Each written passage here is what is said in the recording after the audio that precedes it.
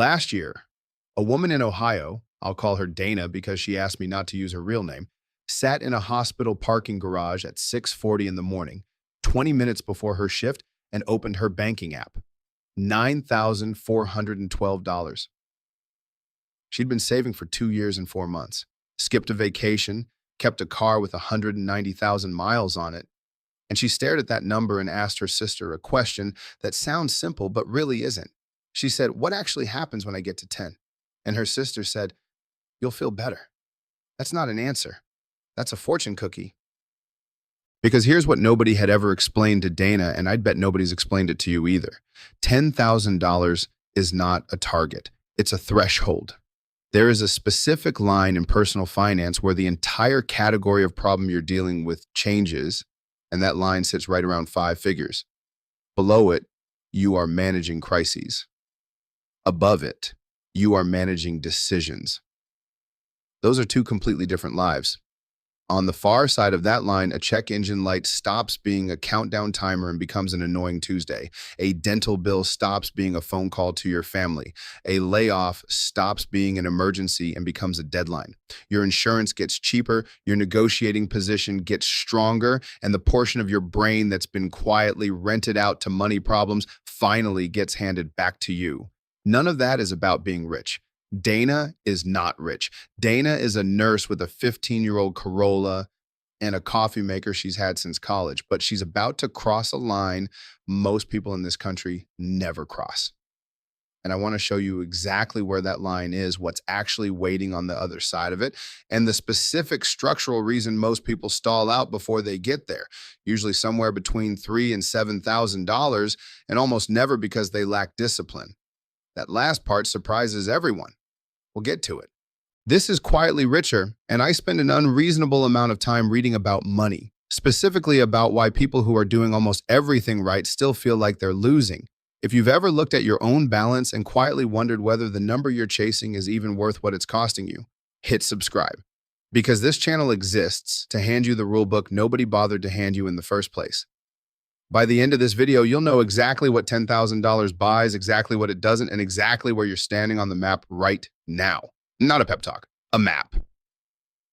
Let's start with what life looks like below the line, because you can't understand the threshold until you understand what it's a threshold out of. Here's the thing about having under a few $1,000s saved that people who've never been there don't understand. It isn't really about what you can't afford. It's about the arithmetic that never stops running in the back of your head. You know your balance right now, don't you? Not roughly, exactly. You could say the number out loud without checking, because you've checked it 4 times this week, and one of those times was for no reason at all. You just wanted to make sure it hadn't moved. That's not a personality flaw. That's what a brain does when it's standing close to an edge. So the tire makes a noise on the highway, and your stomach drops before your foot even comes off the gas. Your kid comes home and says the school trip is $140, and you say, "We'll see," which is what you say when the answer is no, but you're not ready to be the person who says no. A friend texts about a wedding 4 states away, and you start doing the flights versus driving math before you've even said congratulations. Every single one of those is a small thing. That's the point. None of them are disasters. They're just decisions. And below the line, you don't get to make decisions. You get to make calculations. And calculations are expensive in a way nobody puts on a spreadsheet. Every one of them costs you a little bit of attention, a little bit of patience, a little bit of the version of yourself you'd rather be at dinner. Run 50 of those a day, and by 8 o'clock at night, you're exhausted, and you can't point at a single thing you did that should have exhausted you. Here's the part that makes me genuinely angry, though. The advice industry has looked at people in this exact position for 40 years and said, essentially, you should save more. That's it. That's the product. Save more, spend less, cut the subscriptions, make coffee at home. Nobody ever tells you what the number is for. So people save toward a figure they can't picture. For a payoff nobody's described, while the whole thing feels like a diet with no way in. And then when they quit, because of course they quit, when everyone agrees the problem was willpower. The problem was never willpower. The problem was that nobody drew the line and told you what was on the other side of it. So let's draw it. You've heard the standard advice: keep 3 to 6 months of living expenses in an emergency fund. And look, that advice isn't wrong exactly. It's just completely unusable. And here's why. 3 to 6 months of expenses is a range so wide, it's meaningless. For one household, that's $9,000. For another, it's 32,000. Telling someone to save 3 to 6 months is like telling someone to drive somewhere between 40 and 100 miles. Which is it? Because those are very different trips. Worse, it defines your goal entirely by your spending, which means the more your rent goes up, the further away your finish line moves. You can save for 3 straight years, do everything right, and end up further from your target than when you started because your landlord got greedy and the goalpost is tied to him instead of to you. So forget the range for a second. Let's ask a better question. What is the smallest amount of money that changes the kind of problem you have? Because that's what a threshold is. Not a comfortable amount, not a rich amount, the amount where the character of your problems changes. And when you look at what actually goes wrong in ordinary lives, not hypothetically, but the stuff that actually shows up, you find something interesting. The overwhelming majority of financial shocks that derail regular households cluster underneath a fairly specific ceiling. A serious car repair, transmission, engine work, the kind of repair where the mechanic stops making eye contact. That's typically a few $1,000s, and at the very high end for most vehicles, it starts approaching the point where you just replace the car, a medical event with insurance. Most plans have an annual out-of-pocket maximum, and for a lot of working people, that maximum lands somewhere in the low to mid 4 figures for an individual, higher for a family. That's the worst case, not the average case, the worst case. A home repair, water heater, HVAC system, a roof section. Individually, thousands. Rarely tens of thousands unless something has gone catastrophically wrong. A period of unemployment, this is the big one, and we'll come back to it. Add it up, and here's the pattern. $10,000 sits right at the point where almost every single event financial shock in a normal life becomes survivable without borrowing. Not comfortable, survivable. That's the line. Not because 10,000 is a magic number, but because it's roughly where the coverage curve flattens out. Going from 0 to 10,000 removes most of the disasters. Going from 10,000 to 20 removes a much smaller additional slice because you've already handled the common stuff. The first 10,000 does the heaviest lifting of any $10,000 you will ever save. That's worth sitting with for a second. The most valuable money in your entire financial life is the money you're saving right now at the beginning, when it feels like it's accomplishing nothing. Let me make that concrete, because coverage is an abstraction, and abstractions don't get anyone through a hard month. Start with the car. Since for most working people, the car is the fragile piece the whole life is balanced on. Lose the car, lose the job. Lose the job, lose everything downstream. Below the line, a serious repair means a credit card at somewhere north of 20% interest, which means the repair doesn't cost what the mechanic quoted. It costs the quote plus a year of interest plus the months where you couldn't save anything because you were paying it back. One bad Tuesday quietly deletes 8 months of progress. Above the line, the repair costs exactly what the mechanic quoted. That's the whole difference. You pay it, you're annoyed, you rebuild the balance over a few months, and life continues. Same event, same bill, completely different consequence. Now, the insurance piece, which almost nobody talks about and which is one of the most underrated benefits of crossing this line. Deductibles are a trade. A lower deductible means a higher premium. You're paying every single month for the privilege of not needing cash in an emergency. And when you have no savings, you have no choice. You have to buy the low deductible because a $2,000 surprise would end you. Once you're above the line, you can raise your deductible on your car and home policies because you can genuinely absorb that amount. And raising a deductible typically drops your premium meaningfully, often a double-digit percentage on the relevant coverage. Read that again, because it's one of the strangest facts in personal finance. Having money makes insurance cheaper. The savings account starts paying you in ways that never show up in the savings account. That's the pattern underneath everything else in this video. Honestly, being broke is expensive, not as a metaphor, as a line item. Overdraft fees, late fees, 22% interest on things that should have cost cash, buying the cheap version of things twice, low deductibles, paying monthly instead of annually because you can't front the annual. Every one of those is a fee you're charged specifically for not having a buffer, and everyone disappears above the line. Then there's unemployment, which is the scenario people are actually afraid of at 3 in the morning. Job searches for ordinary professional and skilled roles are not quick. Depending on the field and the market, a serious search commonly runs a couple of months and can stretch well past that. And here's the cruel part. The pressure of the search actively makes the outcome worse. Someone with 2 weeks of runway takes the first offer that appears. Someone with 4 months of runway waits for the third one. The gap between those two offers is frequently thousands of dollars a year, every year forever, compounded into every future raise, which are usually calculated as percentages of the number you accepted while you were scared. So the emergency fund isn't just protecting your rent, it's protecting your salary for the rest of your career. Which brings us to the part that surprises people most. And it's not about emergencies at all. One quick thing before we get into it, and if this is connecting dots for you, hit the like button. Takes a second, costs nothing, and it tells the algorithm that people actually want money explained properly instead of shouted at them. All right, back to it. Here's what actually happens above the line, and it has almost nothing to do with disasters. Most people who cross 10,000 never spend it on an emergency at all. That's the strange finding underneath this whole milestone. The money mostly sits there. What changes isn't your bank statement, it's your posture.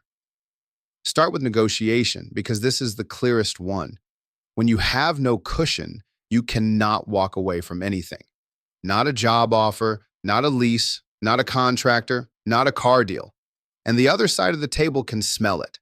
Not because they're psychic, because you behave differently.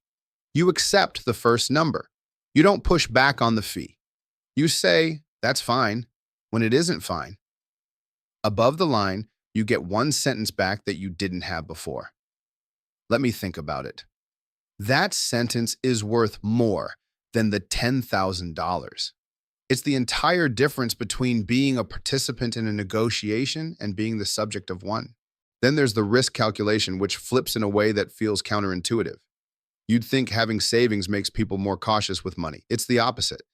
When you're at zero, every $50 expense feels irreversible, so you decline everything, including the things that would have paid you back. The certification course, the conference, the tools that make you faster, the interview clothes that fit properly. Above the line, $50 is $50. Not a threat. And people start saying yes to the small investments that compound into a bigger income, which is the actual mechanism behind why financial security so often shows up right before a career jump. It isn't luck, and it isn't confidence in some vague self-help sense. It's that you finally stopped auto-declining every opportunity that had a price tag on it. And then there's the one you can't put on a spreadsheet at all, which is what happens to the 50 daily calculations we talked about earlier.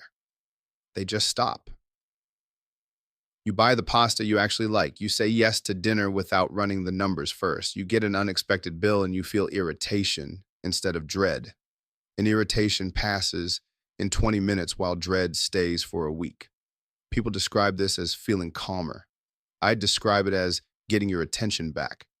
You've been paying rent on a chunk of your own mind for years, and above the line, the lease ends. Okay. Now the part I promised you in the beginning.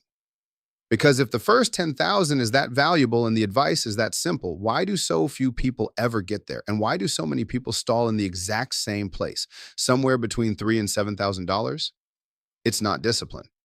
I want to be extremely clear about that because you've probably been told otherwise your whole adult life. It's structural, and it happens in 3 stages. Stage 1 is personal, and it's the frequency problem. The average household hits a genuine unplanned expense of a few $100s or more several times a year. Not once, several times, which means if you're saving $200 a month, you are in a foot race with your own life. And roughly 2 or 3 times a year, life wins a lap. You never get a long enough clean stretch for the balance to build momentum, so you plateau. Not because you stopped saving, because you kept starting over. Stage 2 is household, and it's the visibility problem. Below the line, an emergency fund and your actual life share one pool of money, and every single dollar in that pool is arguing with every other dollar. The furnace fund is arguing with the school trip. The tire fund is arguing with your sister's wedding. When money is undifferentiated, it gets spent by whoever asks loudest, and emergencies are famously bad at asking in advance. Stage 3 is structural, and this is the one that actually explains it. The financial system is not neutral about your buffer. It is designed quite deliberately to convert it into monthly obligations.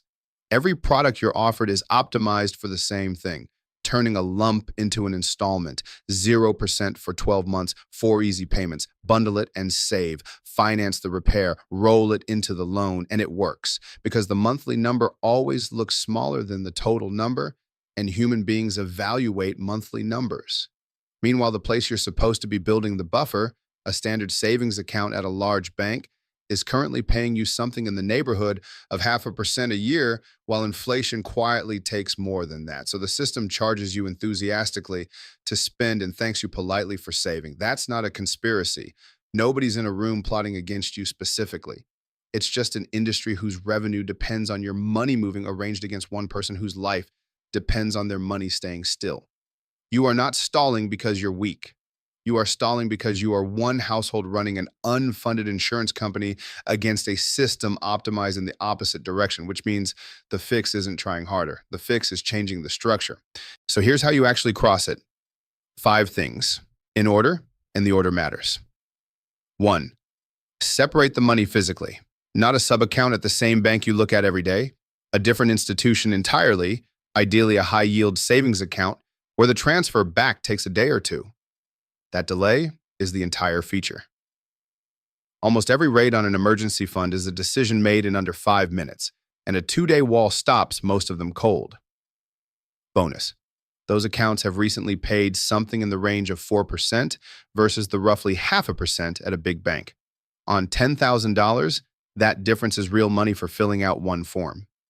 2, automate it on payday, not month end. Same day, the deposit lands. Whatever's left at the end of the month is not a savings plan, it's a leftover, and leftovers are the first thing sacrificed. Automating on payday means you are saving before your life has a chance to vote on it. 3, set the first checkpoint at 2,000, not 10. 10,000 is the threshold, but it's a terrible short-term goal. It's too far away to feel real, so every setback feels like proof that it's impossible. 2,000 covers a large share of the frequency problem from stage 1, which means it stops the restart cycle that's been resetting you for years. Cross 2,000 and the plateau breaks, because now the ordinary stuff no longer touches the balance. 4, route every irregular dollar straight in. Tax refund, bonus, overtime, side work, the rebate you forgot about. This is the difference between a 5-year climb and a 2-year climb for most households, because the monthly contribution builds the habit, but the irregular money builds the balance. And irregular money is uniquely easy to redirect, precisely because you never planned your life around it. 5, once you're above the line, raise your deductibles and cancel the redundant protection you were only buying because you were fragile. Extended warranties, payment protection add-ons, the lowest possible deductible on everything. Every one of those is a premium you pay for not having cash. Now you have cash, so stop paying for the substitute and put the difference back into the account. That's the point where the fund starts partially funding itself. That's it. That's the whole method. It's not clever, and it's not supposed to be. Now let's go back to Dana in the parking garage, because I want to be honest about what happened. She crossed 10,000 about 5 months later, and she told me the strangest part was how anticlimactic it was. No fireworks, no transformation. She looked at the number, felt something she described as quiet, and went to work. Then 2 months after that, her water heater died. $1,100. And she paid it. And she was mildly irritated for an afternoon. That's the whole story. That's what $10,000 buys. It doesn't make you rich. It doesn't let you quit. You will still think twice about a plane ticket, and you should. What it buys is the ability to have a bad Tuesday without it becoming a bad year. And once you have that, everything else in personal finance becomes possible, because for the first time, you're building on something instead of patching something. So if you're sitting at 4,000 right now and it feels like you've been sitting at 4,000 forever, you're not failing. You're in the frequency trap, and it's structural, and now you know exactly which 3 things to change. And if you're at 0 this week, the most valuable money you will ever save is the money you save in the next 90 days. Not because it's a lot, because it's the 10,000 that removes the most danger per dollar of any 10,000 you'll ever hold. You were never bad with money. Nobody ever told you what the number was for. Now you know. Go get it.